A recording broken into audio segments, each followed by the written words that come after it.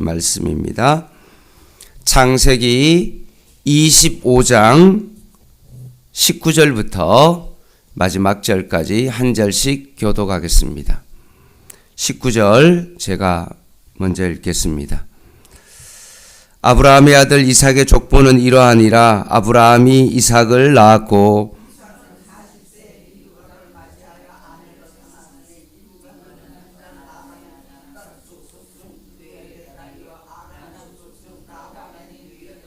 이삭이 그의 아내가 임신하지 못하므로 그를 위하여 여호와께 간구하매 여호와께서 그의 간구를 들으셨으므로 그의 아내 리브가가 임신하였더니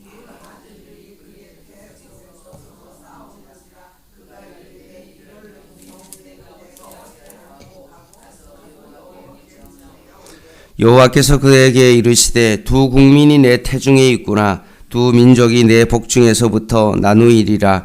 이 족속이 저 족속보다 강하겠고 큰 자가 어린 자를 섬기리라 하셨더라. 먼저 나온 자는 붉고 전신이 토록 같아서 이름을 에서라 하였고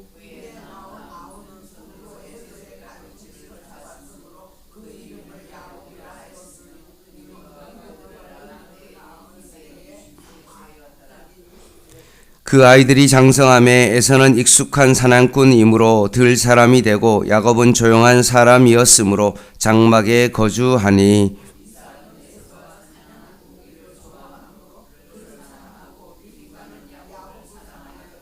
야곱이 죽을 쑤었더니 에서가 들에서 들어와서 심히 피곤하여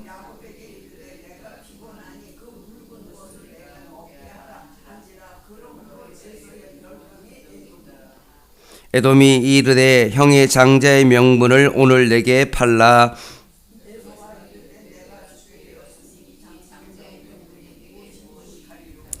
야곱이 이르되 오늘 내가 맹세하라. 에서가 맹세하고 장자의 명분을 야곱에게 판지라. 야곱이 떡과 팥죽을 에서에게서 주매 에서가 먹으며 마시고 일어나 갔으니 에서가 장자의 명분을 가볍게 여김이었더라. 아멘. 창세기 12장부터 이제 족장의 역사가 계속 이루어지고 있습니다. 이것이 그냥 족보에 대한 기록이 아니라 하나님께서는 이 족장들을 통하여 하나님의 역사를 이루어가고 있는 것입니다. 창세기에서 이제 9번째로 등장하는 이삭의 족보가 나옵니다. 아브라함은 이삭을 낳고 이삭은 언약의 후손으로서 어떤 계보로 이어지는가를 오늘 밝혀주고 있습니다. 그리고 오늘 동시에 에서와 야곱의 생애를 조명하고 있습니다. 이제부터 35장까지 이스라엘 12지파의 형성 과정의 서문이고요. 그리고 오늘 먼저 이삭의 아내 리브가의 출산지에 대한 언급이 먼저 20절에 나옵니다. 20절 보면 이렇습니다. 이삭은 40세에 리브가를 맞이하여 아내를 삼았으니 리브가는 밧단 아람의 아람 족속 중 부두엘의 딸이요 아람 족속 중 라반의 누이였더라. 성경에 여자 이름도 잘 등장하지 않을 뿐더러 그 출신지를 기록하는 것은 정말로 드문 일입니다. 혈통을 이렇게 상세하게 소개하고 있는 이유가 뭐냐면 이삭이 약속의 백성과 순수한 혈통과 결국 결혼을 했다라는 그 사실을 밝히고 있는 거죠. 신앙의 뿌리가 어떠한지에 대한 것을 분명히 밝히고 있습니다. 그런데 결혼을 했지만 이삭이 40세에 결혼을 했지만 결국 20년 동안 자녀를 얻지 못했습니다. 21절입니다.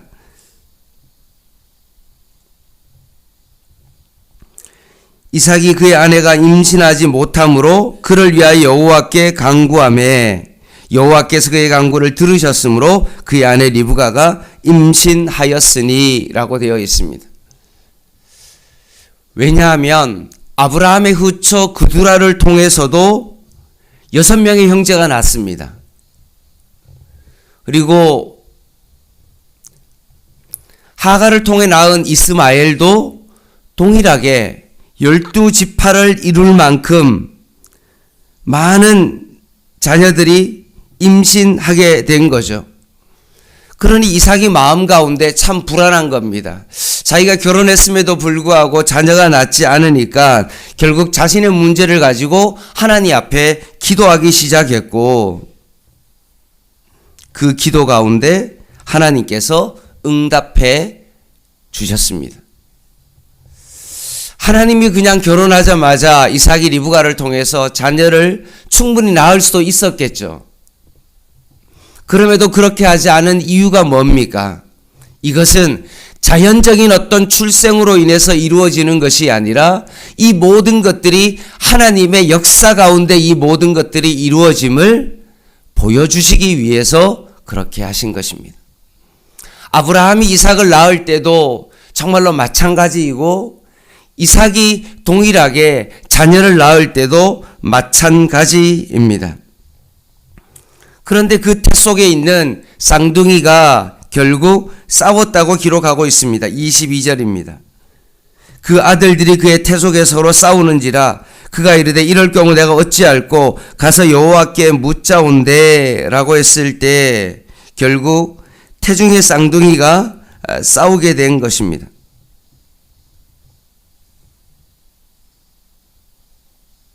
그리고 형이 동생을 섬긴다는 하나님의 응답을 받게 되어집니다. 당시의 간습으로서는 도저히 있을 수가 없는 내용을 리브가가 받게 되어지죠.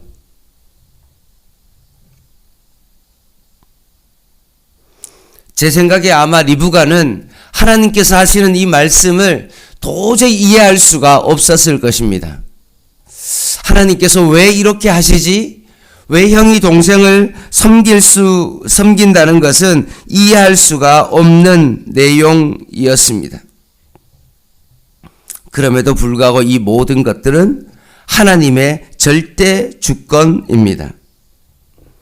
해산인 할 기한이 참에 리브가가 쌍둥이를 출산했는데 장남은 몸이 붉고 전신이 털옷 같아서 이름을 에서라고 지었고, 차남은 형의 발뒤꿈치를 잡고 태어난 것을 보고 야곱이라고 이름을 지었습니다.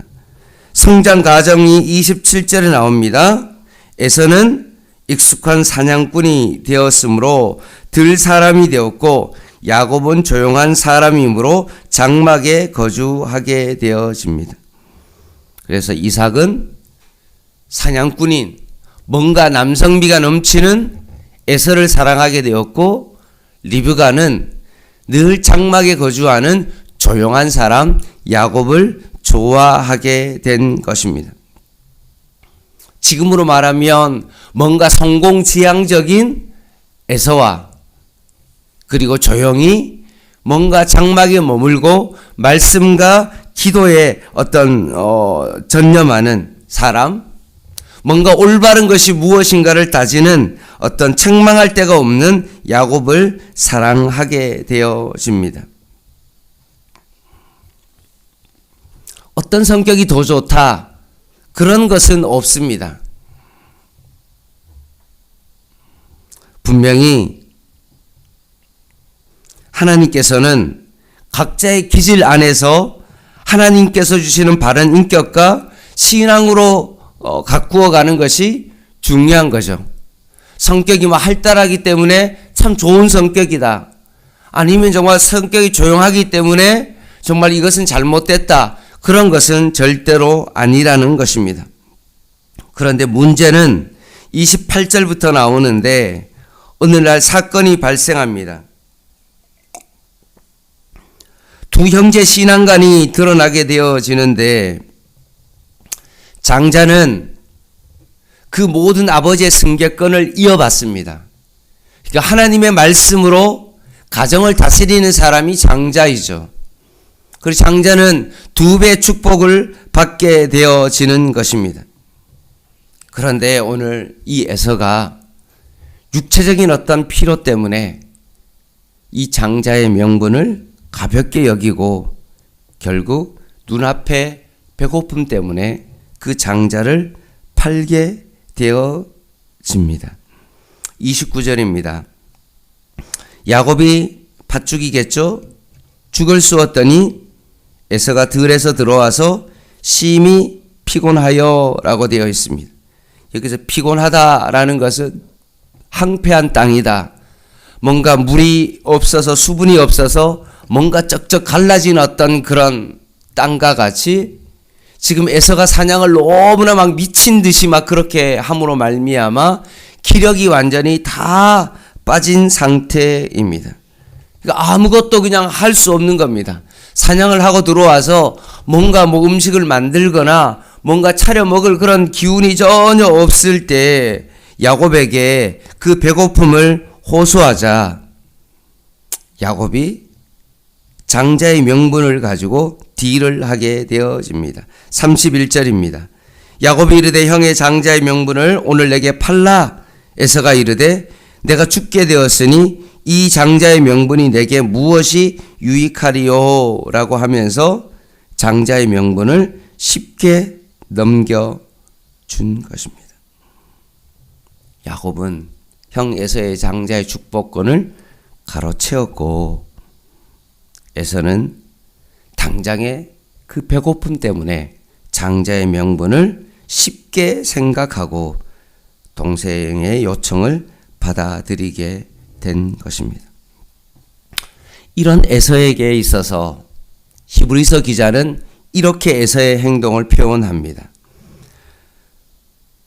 혹 한 그릇 음식을 위하여 장자의 명분을 판 에서와 같이 뭐라고 되어 있냐면 망령된 자가 없도록 살피라 라고 히브리서 기자는 말씀하고 있습니다.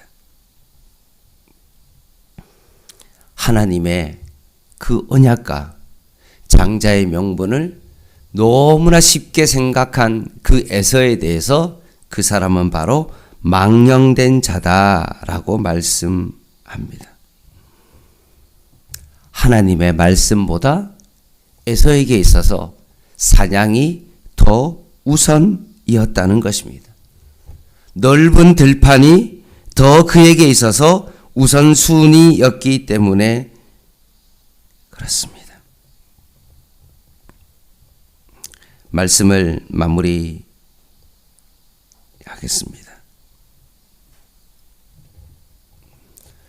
오늘 이삭은 자신의 어려움이 닥치자마자 그 어려움을 가지고 하나님께 나아가서 기도했습니다. 우리도 마찬가지여야 되죠. 우리의 삶 가운데 어려운 일들이 생길 때마다 그 문제를 가지고 하나님의 그 주권 가운데 나아가는 그런 우리의 기도의 삶이 필요합니다. 그리고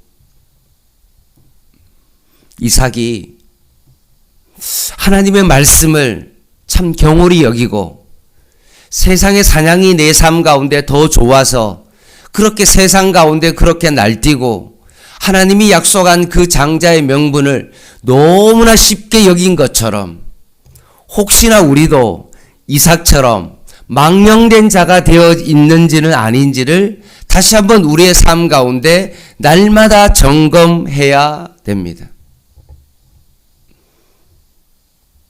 하나님의 약속의 말씀을 너무나 쉽게 여기고 하나님 앞에서 예배하는 삶을 그냥 쉽게 여겨서 그냥 예배를 포기하고 주일 성수를 포기하고 그냥 여행 가는 것을 너무나 쉽게 생각하고 주일을 범하는 것을 너무나 쉽게 생각해서는 안 된다는 것입니다. 장자의 명분이 너무나 중요한데 그것을 너무나 쉽게 여기고 세상 가운데 그것을 얻기 위하여 그것을 정말로 쟁취하면서 하나님의 약속을 쉽게 포기하는 그런 일들을 우리는 해서는 안 된다는 것입니다. 어떠한 일을 결정할 때도 그것이 하나님의 언약 가운데 과연 내가 이것을 결정하고 행할 수 있느냐? 그것은 우리에게 있어서 참으로 중요한 우리의 모습입니다.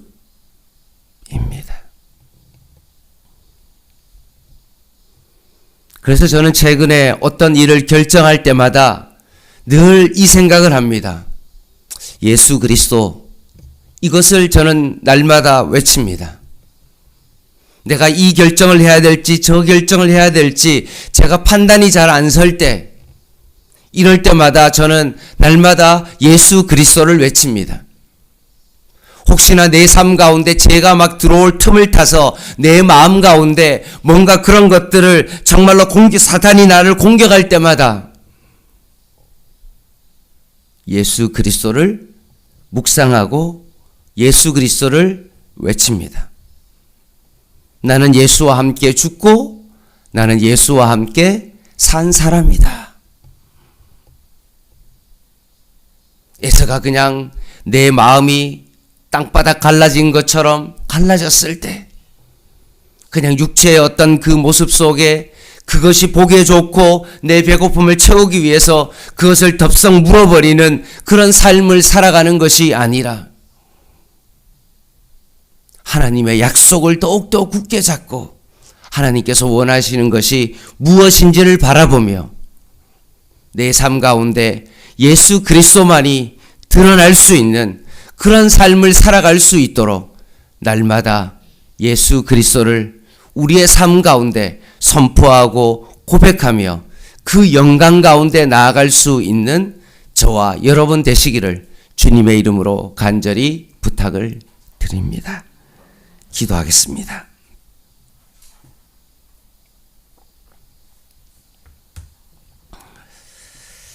같이 한번 합심으로 같이 기도하겠습니다.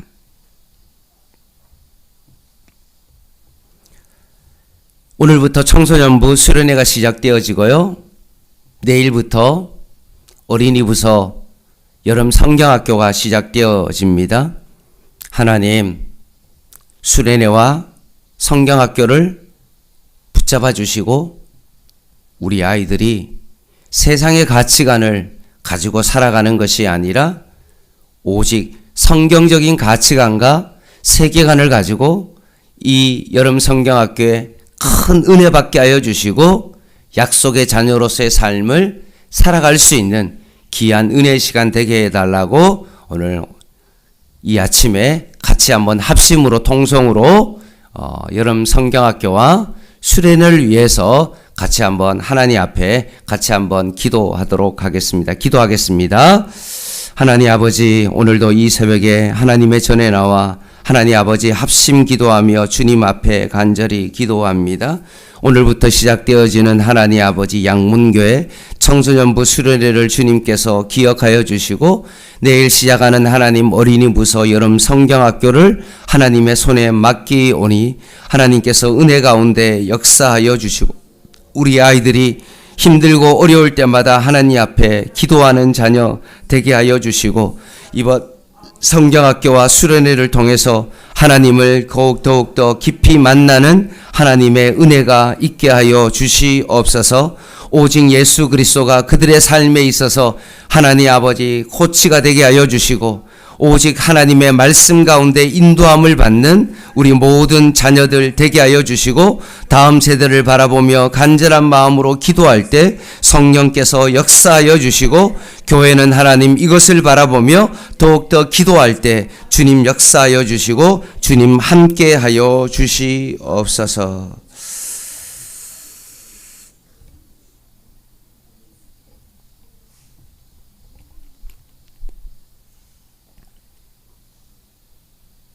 하나님 아버지, 오늘도 우리의 인생을 바라보며 세상의 가치관에 따라 살아가는 저희들 되지 않게 하여 주시고 에서처럼 망령된 삶을 살아가지 아니하고 힘들어도 언약의 약속의 말씀을 굳게 붙잡고 믿음으로 걸어가게 하여 주시옵소서. 오늘부터 있을 이 청소년부 수련회와 내일 있을 여름 성경학교 가운데 함께하여 주시고 특별히 말씀을 전하는 하나님 말씀의 사역자와 교사 선생님들을 더욱더 붙잡아 주시고, 무엇보다도 우리 아이들이 이번 하나님 여름 사역을 통하여서 예수님을 더욱더 인격적으로 만나고 그들의 삶 가운데 새로운 하나님 아버지 변환이 있는 전환점이 되어지는 복된 시간 되게 하여 주시옵소서. 예수님의 이름으로 간절히 기도드립니다. 아멘. 개인 기도 하시겠습니다.